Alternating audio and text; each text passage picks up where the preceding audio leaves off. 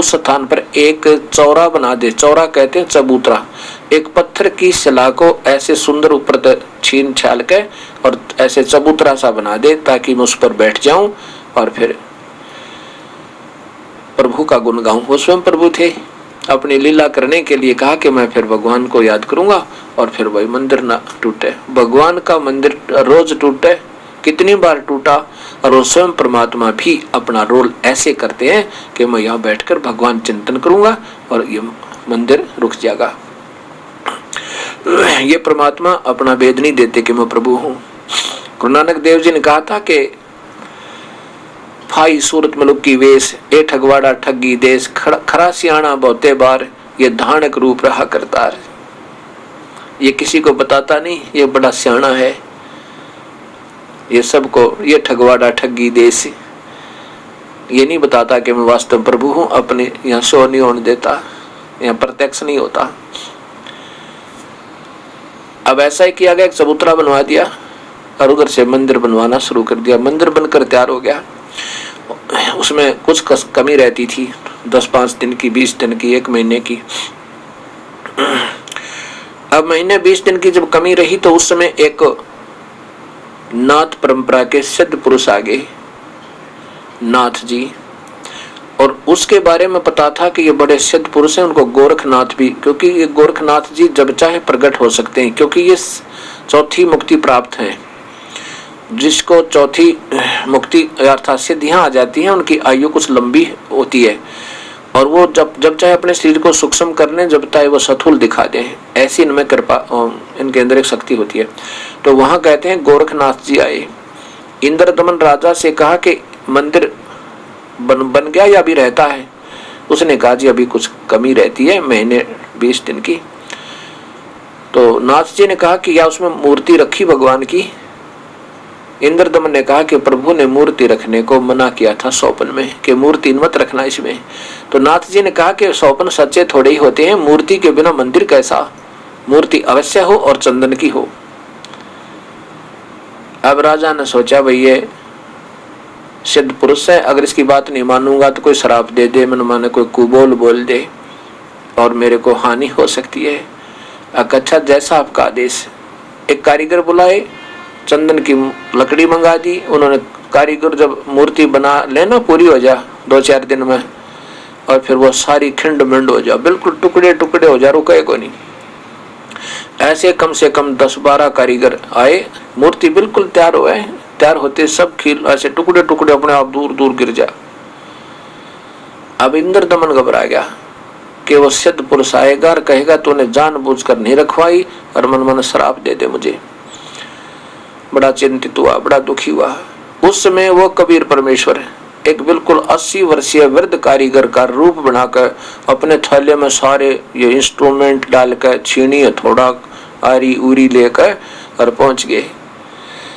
कहने लगे राजन मैं बहुत एक्सपीरियंस होल्डर हूँ, बहुत पुराना कारीगर हूँ और मुझे बहुत तजुर्बा है, वो मूर्ति मैं बना दूंगा, पर एक शर्त होगी, एक कमरे में बैठकर बनाऊंगा। जब तक मैं मूर्ति बनाकर अपने आप दरवाजा नहीं खोलूं तब तक कोई मत इस दरवाजे को मत छेड़ना। यदि तुम दरवाजा खोल दोगे, जबरदस्ती कोई खोल देगा तो ये जहां तक बनी होगी वहीं तक रह जाएगी, पर टुकड़े टुकड़े नहीं होगी। अब ऐसा ही कर दिया गया। जब हो गए 10-15 दिन बनाते को, इतने में वो गोरखनाथ जी आ गई। आकर के राजा से पूछा क्या मूर्ति बनवाई तूने? पहले उसने सारा हाल बताया राजा ने कि 10-12 कारीगर बदल लिए जी, मूर्ति बनने को तैयार होती है फिर टुकड़े टुकड़े हो जाती है। मैं बहुत चिंतित हो गया था। अब एक कारीगर और आया हुआ है, देखो वो कैसे बनती है, आप भी अपने सामने देख लेना ऋषि जी, महात्मा जी, कि वो मूर्ति बन नहीं पा रही है। अभी इस महाराज जी ने महात्मा कारीगर बना रहा है, उसने कहा कि कुछ दिन इसको खोलना नहीं है जब तक मैं स्वयं ना कहूं। नाथ जी ने कहा कि मूर्ति को देखेंगे कैसी बनाई है, ऐसे थोड़ा है वो उठपटांग बना के रख जाएगा, हम मंदिर में ऐसे थोड़ी रखने देंगे। पहले हम मूर्ति देखेंगे, कोई कमी होगी तो उसको बताएंगे, ठीक करवाएंगे, चलो मेरे साथ। अब राजा विवश जा करके वहां खड़े हो गए जिस कमरे में बैठ कर कबीर परमेश्वर वो मूर्ति बना रहे थे। अब बना क्या रहे थे, उन लीला करनी थी, भ्रम तोड़ना था नादानों का कि मंदिर में मूर्ति की कतई जरूरत नहीं होती। पर ये हठ धर्मी अधूरे ज्ञानी ये अपने हिसाब से चलते हैं, प्रभु के विरुद्ध चलते हैं। गोरखनाथ जी ने आवाज लगाई, कारीगर दरवाजा खोलो।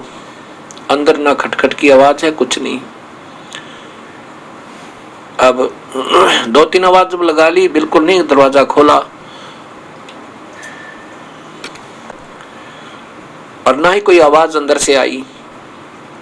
तब सोचा कि कहीं तुम 80 वर्षीय वृद्ध बता रहे थे, गोरखनाथ ने कहा 80 वर्षीय वृद्ध कारीगर बता रहे थे, कहीं वो मरना गया हो, 15 दिन हो गए, बताओ कुछ दरवाजा नहीं खोला उसने। तोड़ दो दरवाजे को, धक्का देकर दरवाजा खोल दिया। दरवाजा खुला तो मूर्ति तैयार थी, लेकिन उसके हाथ इससे आगे आगे हाथ नहीं बन पाए थे, बनाने रहते थे ऐसे ही। तो ज्यों के तो वो अब भी जो मूर्ति उस मंदिर में रखी है जगन्नाथ में जी में, उसके आगे के हाथ नहीं है, केवल ऐसे टूंडे हाथ से ऐसे अरियों ही दिखाई देते हैं। ये दास देख कर आया उसको सिर्फ प्रमाण के लिए कि वास्तव में ये सत्य है। तो वो मूर्ति अधूरी रहेगी। आज भी ज्यों की त्यों है, किसी की हिम्मत नहीं बनी उसमें एक छीनी लगाकर उसके हाथ बना दे, वो सारी टूट जाएगी, टुकड़े टुकड़े हो जाएगी, ये बन नहीं सकती। उस कबीर परमात्मा की कृपा से उसने ये दिखाना चाहा था कि मूर्ति से भगवान नहीं मिलता और मूर्ति की पूजा नहीं करनी चाहिए। सभी मंदिरों में अगर किसी मूर्ति का कान भी थोड़ा बहुत टूट जाए ना, थोड़ा सा भी खरोंच आ जाए या कोई उंगली टूट जाए या किधर खरोंच आ जाए, उसको मंदिर में ना रखें, अपशकुन हो गया, ये नहीं रखनी चाहिए हैं। और वहां बिल्कुल टुंडे हाथ भगवान के, वो क्यों रख दी, वहां अपशकुन कहाँ गए? ये कबीर परमेश्वर की समर्थता का प्रत्यक्ष प्रमाण है। अब क्या होता है कि मूर्ति स्थापन कर दी। जब मूर्ति स्थापन करने के लिए गए, मूर्ति स्थापन कर दी, फिर हुई तैयारी उसमें पूजा की तैयारी। मूर्ति तो रखी दी थी, मूर्ति की पूजा नहीं करते वहां पे बिल्कुल भी, वो मूर्ति पूजा बिल्कुल नहीं हो रही है। तो वहां जब उस मंदिर में अपना मुहूर्त करने के लिए पहुंचे पांडे और साथ में राजा भी, सैनिक भी, सब जा रहे हैं, तो कबीर साहब एक शूद्र का रूप बना के, छोटी जाति वाले का रूप बना के, और उस मंदिर के मुख्य द्वार के बीच में खड़ा हो गए और परे नमो कर दिया, जैसे मंदिर को देखते हैं ऐसे। और पांडे जी जो मुख्य पांडा था, साथ में और ज्यादा कई पांडे, वो पीछे पीछे समान पूजा कर लिए जा रहे थे। सामने देखा एक शूद्र, उसमें जात पात बहुत गनी थी, बहुत छुआछात थी। तो कबीर साहब जब शूद्र के रूप में वहां खड़े, तो उस मुख्य पांडे ने पकड़ के उसकी बाजू कबीर साहब की धक्का दे दिया और कहा कि नीच शूद्र, आज सुबह सुबह हमने तो भगवान की पूजा करने जाना था, तू कहाँ कमबख्त दरवाजे पर खड़ा है, तूने बेइज्जती कर दी, हमारे पूजा स्थल में बाधा कर रहा है, भाग यहाँ से। एक धक्का दे दिया, कबीर साहब दूर जा गिरे और उठकर चले गए, जैसे एक मायूस से ऐसा है व्यक्ति होते हैं। चले गए जी, दूरी पर बैठ गए थोड़ी सी। अंदर जाकर देखा तो जितनी जो मूर्ति थी वहां पर, वो सारी मूर्ति कबीर साहब का जो शूद्र रूप में खड़े थे, ऐसा ही रूप सबका बना हुआ। वो जगन्नाथ की मूर्ति, कृष्ण जी की मूर्ति नहीं रही। आप सब पंडे कूदे, ये क्या हो गया, तो उसी शूद्र की मूर्ति का रूप बन गया, ये तो अपवित्र होगी। बुद्धि इन्होंने न्यो ना सोचा, कर्म इन्हों यो भगवान है, और जिसने ऐसी लीला कर दी, फिर भी यह सद्बुद्धि नहीं है कि इस रूप में परमात्मा आया हुआ है। पड़ जाओ चरणों में जाकर रो फूट फूट के, नहीं कैसे फिर वो प्रभुता खत्म हो जाए उनकी। कहने लगे ये क्या हो गया, वो थोड़ी देर में परमात्मा ने अपनी लीला वापस कर ली, वजहों की तो मूर्ति रह गई। फिर उन मूर्तियों को गंगा जल से साफ करा, फिर खूब साफ करा, 3-4 बार धोई, और फिर वो